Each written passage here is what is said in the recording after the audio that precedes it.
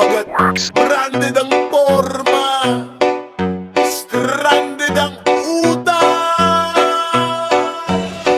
Ang buhok rebande, ang gamit ay brande, pero ang utang ay stranded. Sa kalsada kakilala, sa ingay ka nabubuhay.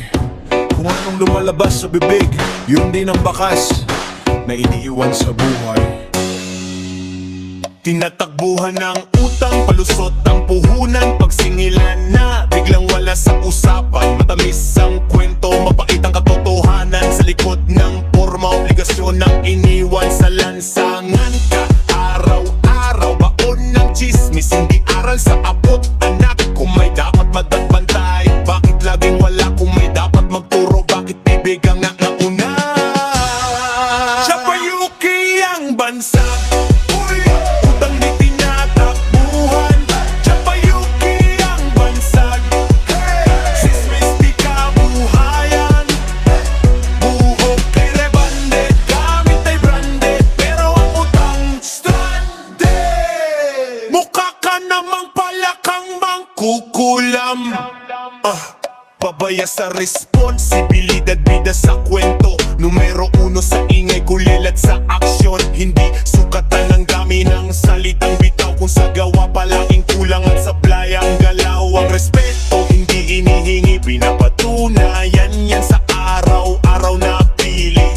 Kung gusto mong igalang ka ng bayan, ayusin ang buhay, hindi ang chismisa. Siya pa Yuki ang bansa, utang di tinatakbuhan. Siya pa Yuki ang bansag, sismis di kabuhayan. Ang buhok ay branded, gamit ay branded, pero ang utang stranded. Mukha kang palakang mangkukulam. Hindi ito panlalait, ito'y paalala na ang porma napapalitan, pero ang pananagutan hinaharap. Siya pa Yuki ang bansa, uy, uy, uy, utang di tinatakbuhan. Siya pa Yuki ang bansa, ay, ay, ay, chismis di kabuhayan. Buhok ay rebande, gamit ay branded, pero ang utang stranded. Mukha kang palakang mangkukulam. Sa huli, gawa lang ang maiiwan, hindi kwento, hindi abang, hindi ingay sa daan.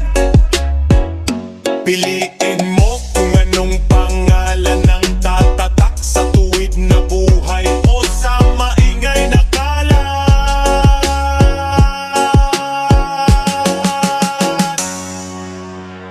Ang buhok rebande, ang gamit ay